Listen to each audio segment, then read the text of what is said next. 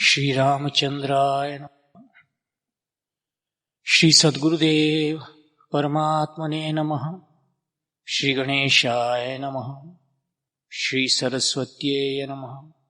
श्री कृष्ण योगेश्वर परमात्मा की जय।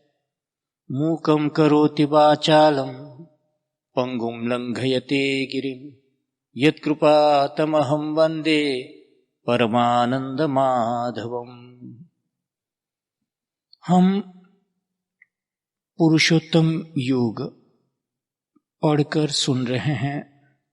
अब तक हमने 18 श्लोक पढ़ लिए हैं। इस पुरुषोत्तम योग जो 15वां अध्याय है गीता का, इसमें 20 श्लोक है। इसकी व्याख्या और इस पर जो प्रवचन महाराज श्री अखंडानंद सरस्वती जी ने किए थे, उन्हीं को पढ़कर हम सुना रहे हैं, सुन रहे हैं। सुनिए अभी 19वां श्लोक, और इसकी संगति इस प्रकार है। गीता का यह 15वां अध्याय पुरुषोत्तम योग अर्थात पुरुषोत्तम से मिलन का अध्याय है। 12वां भक्ति योग प्रेम का है। 13वां प्रेमास्पद के स्वरूप की जानकारी का। 14वां अध्याय प्रेम से अतिरिक्त के त्याग अर्थात वैराग्य का, और वह 15वां अध्याय यह जो है मिलन का है। तत्तः पदम तत् परिमार्गितव्यम तमेव चाद्यम पुरुषम प्रपद्ये से जिस आदि पुरुष का वर्णन किया गया वही आदि पुरुष पुरुषोत्तम है। यतः प्रवृत्तिर भूतानाम येन सर्वमिदं ततम्, उसी का लक्षण बतलाया गया है। ऊर्ध्वमूलम में जो ऊर्ध्वम है वही पुरुषोत्तम है।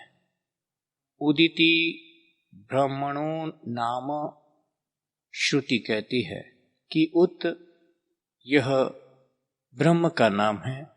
उत है क्षर ब्रह्म, उत्तर है अक्षर ब्रह्म, और उत्तम है शुद्ध ब्रह्म पुरुषोत्तम।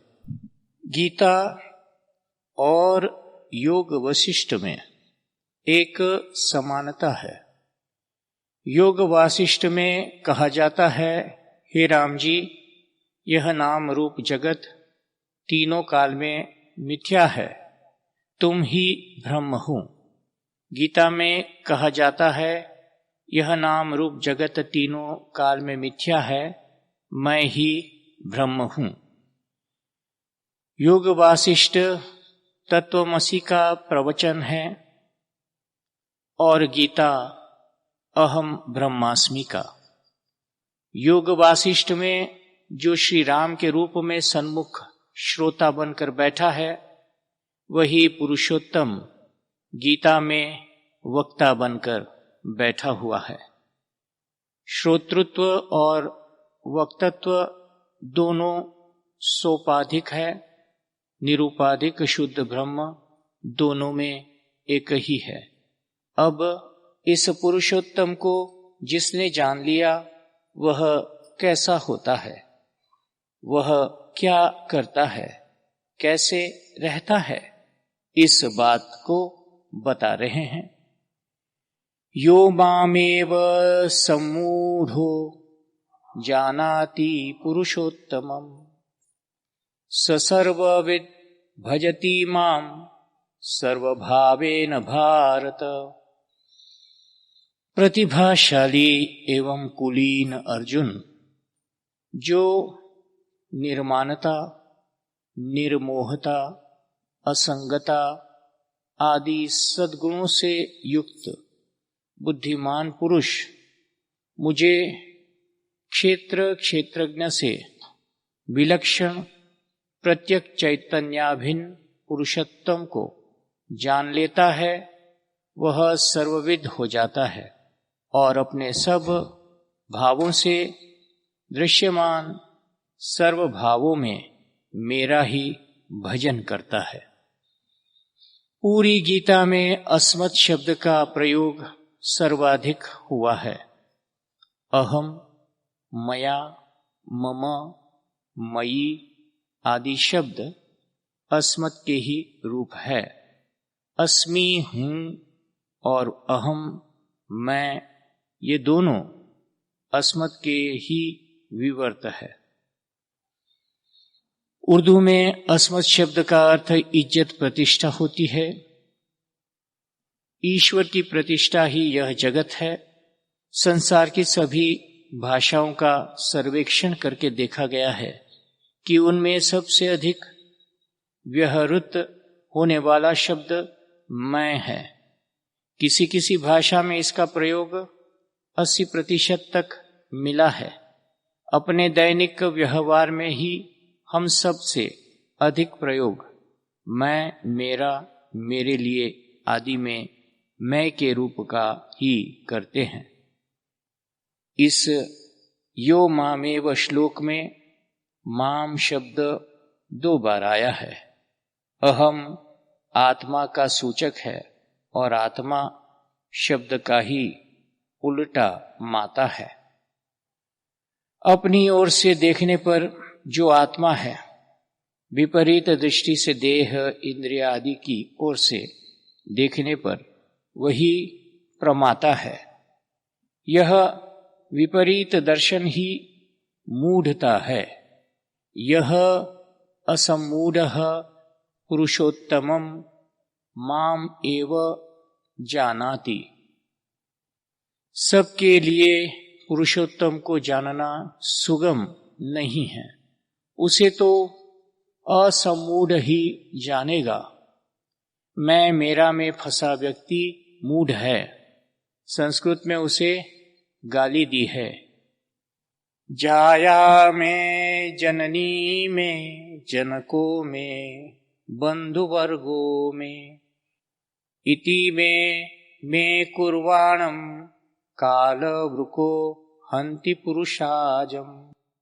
यह मेरी माता, यह मेरा पुत्र, यह मेरा शरीर, यह मेरी संपत्ति, इस प्रकार मैं करते मिमायते पुरुष रूपी बकरे को काल रूपी भेड़िया एक दिन खा जाता है। असम्मूढ़ो, जिसके हृदय में मोह है वह मूढ़ है। गीता में भगवान मूढ़ से बहुत असंतुष्ट है। वे मूढ़ का मुख नहीं देखना चाहते। मूढ़ा जन्मनि जन्मनि माम प्राप्येव कौन्तेय मूढ़ो अयम नाभिजानाति लोको मामज मव्ययम। मूढ़ पुरुष भगवान को नहीं जानता, वह भगवान का अपमान करता है। अब जानन्ति माम मूढ़ा मानुषो तनुमाश्रितम। उससे भजन तो होता नहीं, भगवान का तिरस्कार करता है। अतः मूढ़ता को छोड़कर असम्मूढ़ होना चाहिए। असम्मूढ़ होने से क्या मिलेगा? असम्मूढ़ स मर्त्येषु सर्व पापैहि प्रमुच्यते। असम्मूढ़ होते ही सब पापों से मुक्ति हो जाती है। मैं मेरा में फंसकर ही मनुष्य पाप करता है। अतः इनको छोड़कर असम्मूढ़ होते ही पाप छूट जाएंगे। गच्छन्त्य मूढ़ाः पदमव्ययम तत्। अतएव क्षर अक्षर दोनों में मत फंसो। क्षर केवल व्यक्त जगत ही नहीं है, खम मनो बुद्धिरेवच ये सब अक्षर है। कार्य उपाधि जो कुछ है वह क्षर, और कारण उपाधि अविद्या माया सब अक्षर है। दोनों के प्रति जो वैचित्र्य है उसे छोड़ दो। यह असमूढ़ पुरुषोत्तमं माम एवं जानाति। आचार्यों ने इसका निरूपण अनेक प्रकार से किया है। आचार्य दयालु होते हैं। जीवों का उद्धार करने का उनका उद्देश्य न हो तो वे आचार्य ही क्यों कहे जाए। लोगों की रुचि में, अधिकार में बहुत भेद है, इसलिए आचार्यगण भिन्न भिन्न प्रकार से निरूपण करते हैं। जैसे श्री बद्रीनाथ को यात्रा का प्रोत्साहन देने के लिए एक कहता है, बड़े मनोरम दृश्य है, पर्वतों की हरियाली, झरनों का रूप, मनोहर पक्षी देखते ही बनते हैं। दूसरा मार्ग के पुष्पों की सुगंध का वर्णन करता है। तीसरा झरनों के, गंगा जी के शब्द, पक्षियों के कलरव, बांस और चीड़ से निकलने वाली मनोहर ध्वनि का निरूपण करता है। और चौथा तीर्थ की पवित्रता का गान करता है। चारों का उद्देश्य तुम्हें यहां से उठाकर ले चलने में है। तुम इनमें किसी को मानकर चल पड़ो। चारों इस देह के नरक से जहां तुम फंसे पड़े हो बाहर ही निकालने वाले हैं। इस गड्ढे से तुम्हें चारों निकालना चाहते हैं। सब उसी परमात्मा का वर्णन करते हैं। तुम चल पड़ो तो अवश्य पहुंचोगे। यह मत देखो कि किसके कहने पर चल रहे हो। अवश्य यही देखना आवश्यक है कि तुम चल रहे हो या नहीं। तुम जहां फंसे हो वहां से निकल रहे हो या नहीं। आगे बढ़ते भी हो या जहां के तहां खड़े हो। एक नगर के लोगों ने एक सुप्रसिद्ध महात्मा से दीक्षा ले ली। अब उन्हें अहंकार हो गया, हम इतने बड़े महात्मा के शिष्य हैं, दूसरों के सत्संग में क्यों जाएं। वे महात्मा वहां आए नहीं, दूसरों के सत्संग में जाना नहीं, अतः ये लोग तो अपने अहंकार से ही ठगे गए। श्री शंकराचार्य जी की व्याख्या है, अयम अहमस्मि इति पुरुषोत्तमं जानाति। जो पुरुषोत्तम को अपने आत्मा रूप से और अपने को पुरुषोत्तम रूप से जानता है, यह प्रक्रिया तत्पदार्थ एवं त्वम पदार्थ का शोधन करके तत्वमस्यादि महावाक्य द्वारा दोनों के एकत्व बोध की है। श्री रामानुजाचार्य जी कहते हैं कि क्षर बद्ध जीव है, यह उचित संश्लिष्ट है, और अक्षर मुक्त जीव है, क्योंकि यह अचित से संश्लित नहीं है। दोनों के स्वामी पुरुषोत्तम है। न क्षर भजनीय है और न अक्षर। क्षर अक्षर दोनों ही भगवान के विशेषण है। भजनीय तो केवल पुरुषोत्तम है। गीता पर श्री वल्लभाचार्य जी की टीका प्राप्त नहीं होती। श्री पुरुषोत्तम जी और श्री वल्लभ दीक्षित की टीका इस संप्रदाय की मिलती है। इनके अनुसार अक्षर जगत है और अक्षर ब्रह्म। यह निर्गुण सर्वभाषक ब्रह्म भगवान पुरुषोत्तम का धाम है। जैसे कोई बहुत विशाल, बहुत सुंदर भवन हो तो भी महत्व भवन का नहीं, भवन में रहने वाले उसके स्वामी का है। ब्रह्म धाम है और उसमें रहने वाले धामी श्री राधा कृष्ण युगल सरकार है। उन युगल सरकार श्री राधा कृष्ण का भजनीय रूप में ज्ञान ही पुरुषोत्तम का ज्ञान है। स सर्वविद, पुरुषोत्तम के ज्ञान होने से सर्वविद हो जाता है। सर्वविद का अर्थ है सर्वज्ञ।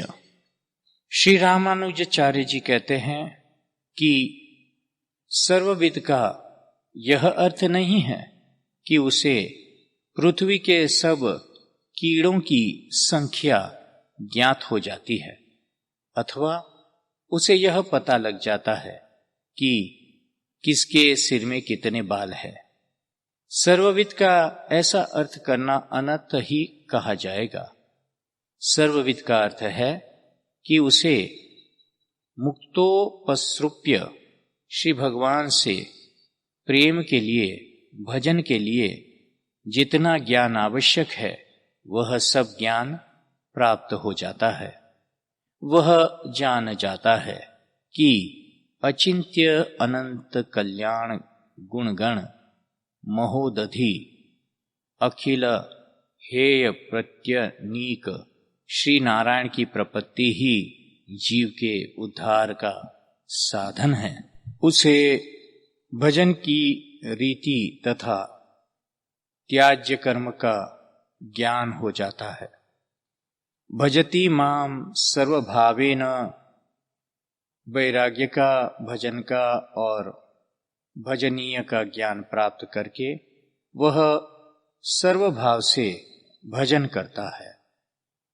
ज्ञानी की पहचान ही सर्वभाव से भजन करना है। सर्वभाव का अर्थ है कि भजन के लिए जिन भावों की आवश्यकता है, उपयोगिता है, उन सब भावों से, जैसे दास्य भगवान मेरे स्वामी हैं, सख्य भगवान मेरे मित्र है, वात्सल्य मैं भगवान का पुत्र हूँ अथवा भगवान मेरे पुत्र है। ये द्विविध प्रकार के भाव वात्सल्य के हैं। माधुर्य भगवान मेरे पति है, प्रेमास्पद है। इन सब भावों से वह भगवान का भजन करता है।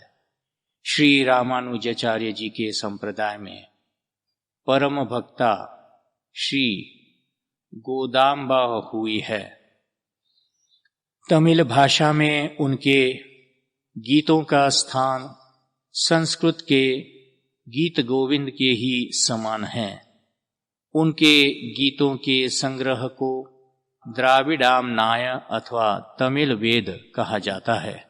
भगवान को अपना स्वामी मानकर उसमें विरह के अलौकिक भावों से पूर्ण पद है। श्री गोदाम्बा को आकाश, पृथ्वी, जल, गंध, वायु आदि सब में जैसे अपने प्रियतम की क्रीड़ा प्रत्यक्ष अनुभव होती है और यह क्रीड़ा करता हुआ भी वह लीला में छिपा रहता है। उसके श्री अंग की गंध है वायु में, उसके पीतांबर की चमक है अग्नि में, किंतु वह छिप गया है। अतः वे वियोग व्याकुल रुदन करती हैं। यह सर्वभाव से भजन करना है। ऐसी प्रीति हो, मीराबाई की तन्मयता, गोपियों जैसी व्याकुलता हो, इससे सर्वभाव से भजन होता है। श्री रामानुजाचार्य जी कहते हैं कि जप, पूजा, ध्यान आदि भगवत सेवा के सभी भावों से वह भजन करता है। श्रीधर स्वामी दूसरे ढंग से इस श्लोक की व्याख्या करते हैं। उनका कहना है कि जो असमूढ़ पुरुष मुझ पुरुषोत्तम को जान लेता है वह सर्वभावेन सर्वात्मा समर्पण के द्वारा हृदय के सभी भावों से मेरा ही भजन करता है। उसके हृदय में जो काम, क्रोध, लोभ, राग आदि भाव आते हैं उनको भी वह मुझसे ही संबंध कराता है। नवद्वीप के एक महात्मा वृंदावन आया करते थे। वे जीवन में किसी मनुष्य से बोले ही नहीं। वे अपने साथ युगल सरकार का विग्रह रखते थे और जो कुछ कहना होता उनसे ही कहते थे। जैसे महात्मा जी को प्यास लगे तो भगवान से कहते, आपको प्यास लगी है, आप जल पिएंगे। साथ के भक्त जल लाकर दे देते थे। ठंड लगने पर भगवान से ही पूछते, आपको ठंड लग रही है? यहां तक कि कुत्ते भूखते तो पूछते, कुत्ते भूखते हैं, आपको डर तो नहीं लगता? इस प्रकार अपने हृदय के सब भावों का संबंध भगवान से जोड़ लेना सर्वभाव से भजन है। श्री राधा स्वामी कहते हैं कि यह सर्वभावेन भजति स सर्वविद भवति। जो सर्वभाव से भजन करता है वह सर्वविद हो जाता है। सर्वविद का अर्थ सर्व स्वरूप के ज्ञान से संपन्न। येन एकेन विज्ञातेन सर्वविज्ञातम भवति। श्रुति के अनुसार जिस एक परमात्म तत्व को जान लेने से सब कुछ जान लिया जाता है, उस परमात्मा को ही वह जान लेता है। श्रीधर स्वामी मानते हैं कि भक्ति से ही ज्ञान होता है, बिना भक्ति के ज्ञान नहीं होता। वे ज्ञान को भक्ति का फल मानते हैं। श्री वल्लभाचार्य महाप्रभु ज्ञान को भक्ति का साधन मानते हैं, किंतु भक्ति को स्वतंत्र मानते हैं। बिना ज्ञान के भी भक्ति प्राप्त होती है, ऐसा मानते हैं। ये मानते हैं कि भक्ति के बिना ज्ञान अकिंचितकार है, व्यर्थ है। बहूनां जन्मनामन्ते ज्ञानवान् मां प्रपद्यते, वासुदेवः सर्वमिति स महात्मा सुदुर्लभः।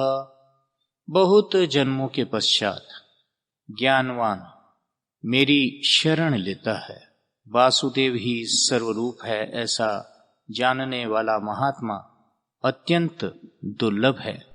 ज्ञान की दृष्टि से सब वासुदेव ही है, अतः वह सर्वभावेन भजन करता है।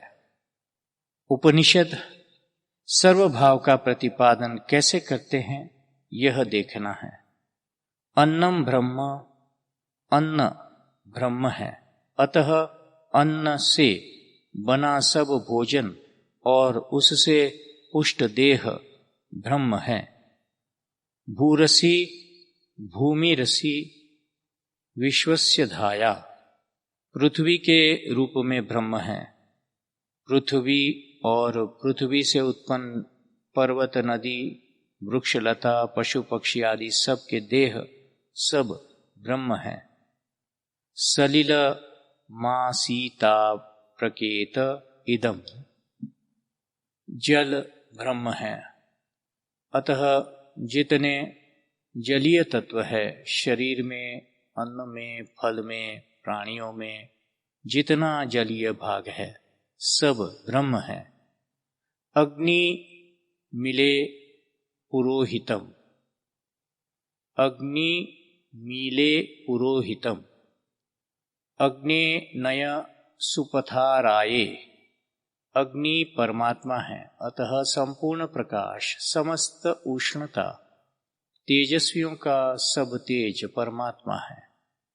वायो त्वमेव प्रत्यक्षम ब्रह्मासि, प्राणो ब्रह्मेत्युपास्व।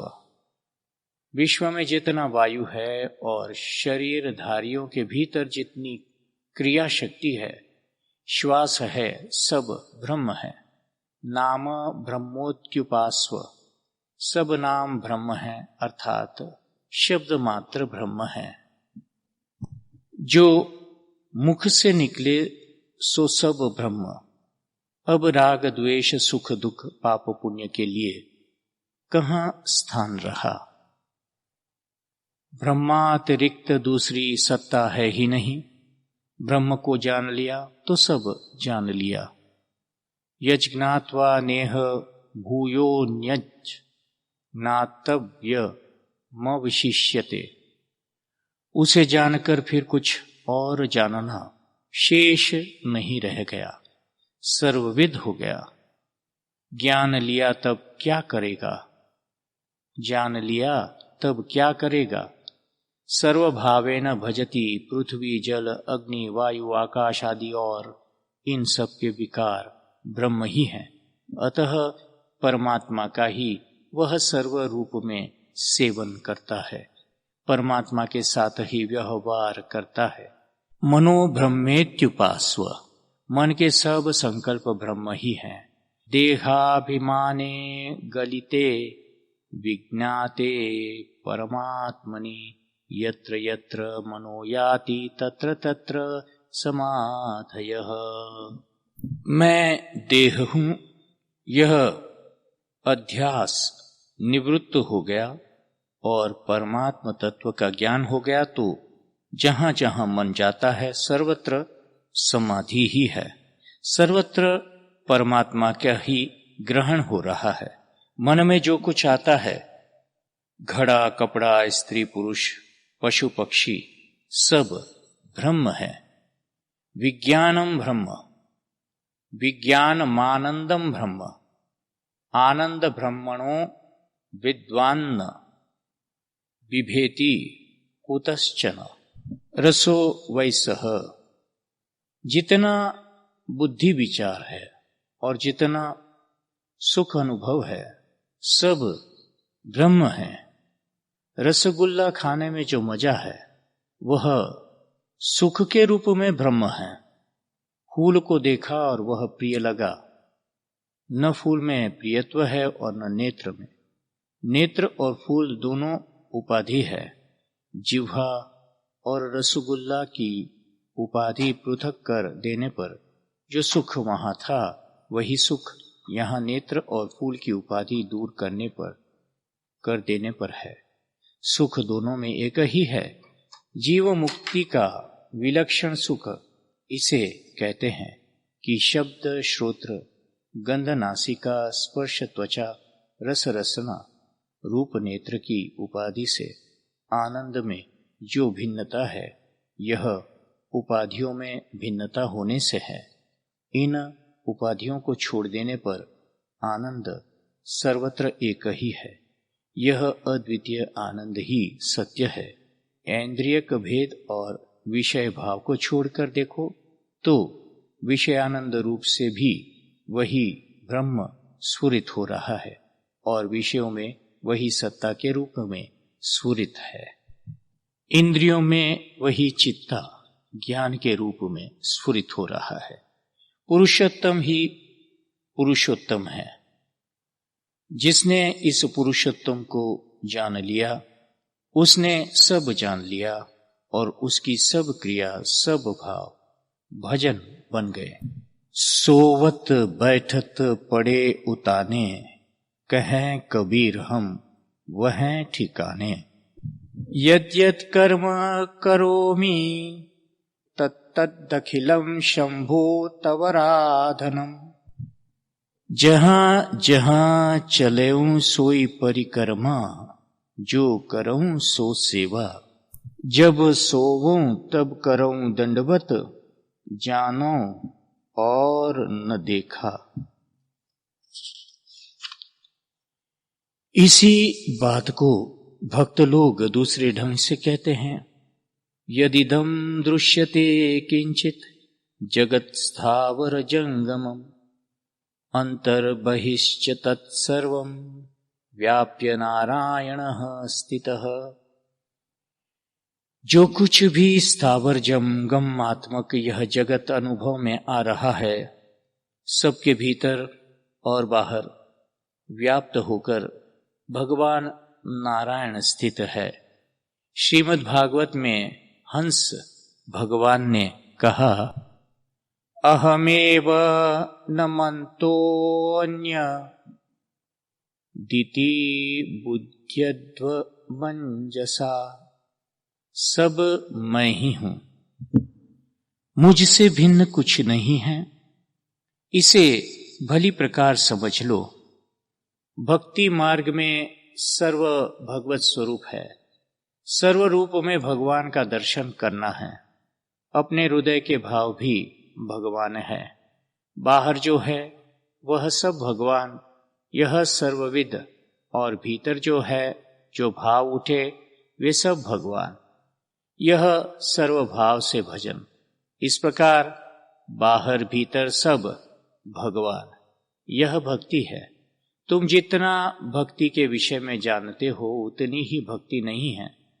नाम जाप, कीर्तन, कथा श्रवण, पूजन, ध्यान, भगवत प्राप्ति के लिए व्याकुलता, शरणागति अर्थात भगवान पर अपने को छोड़ देना, यह भक्ति है। भगवान को एक अपने इष्ट रूप में देखना भक्ति है। सबके भीतर अपने एक इष्ट रूप को देखना भी भक्ति है और सबको भगवत स्वरूप देखना भी भक्ति है। सबको भक्त समझने वाला भी भक्त है।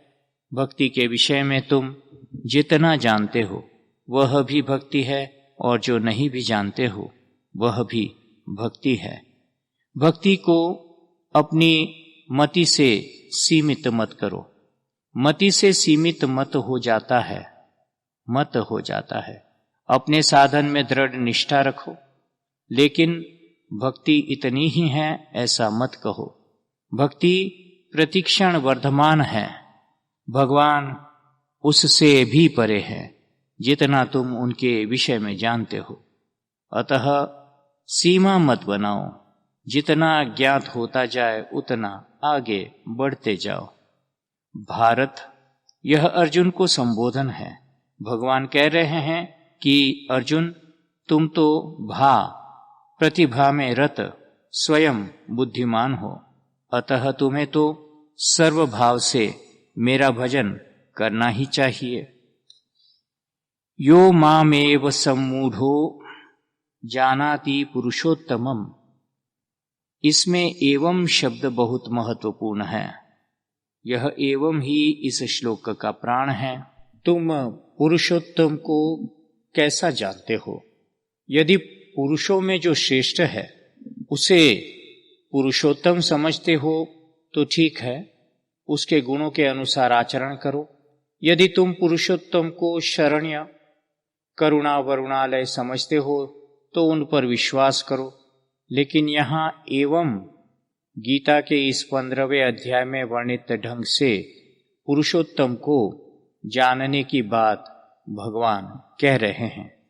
एवं का तात्पर्य है बहवः पुरुषोत्तमं जानन्ति किंतु माम पुरुषोत्तमं न जानन्ति।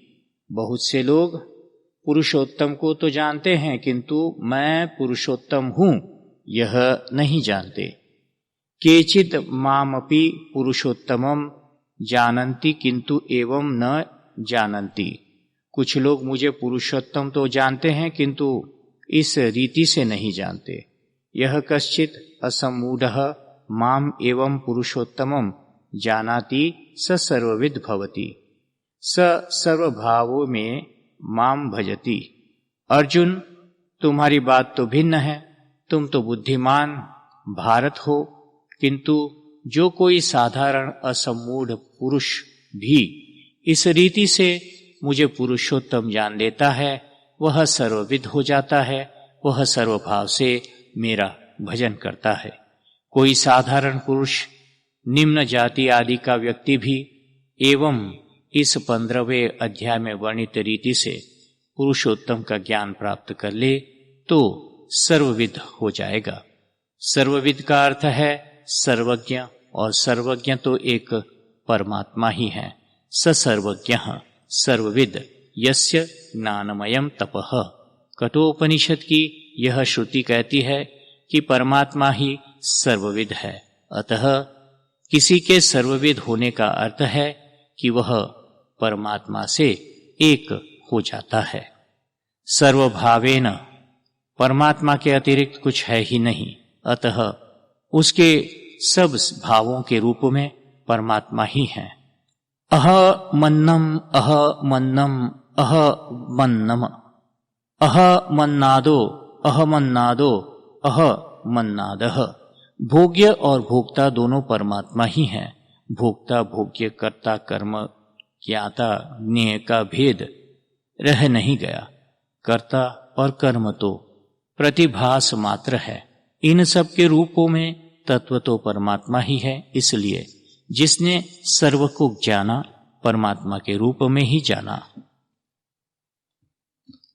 हरि ओम तत्सत, हरि ओम तत्सत, हरि ओम तत्सत। ओम शांति शांति शांति।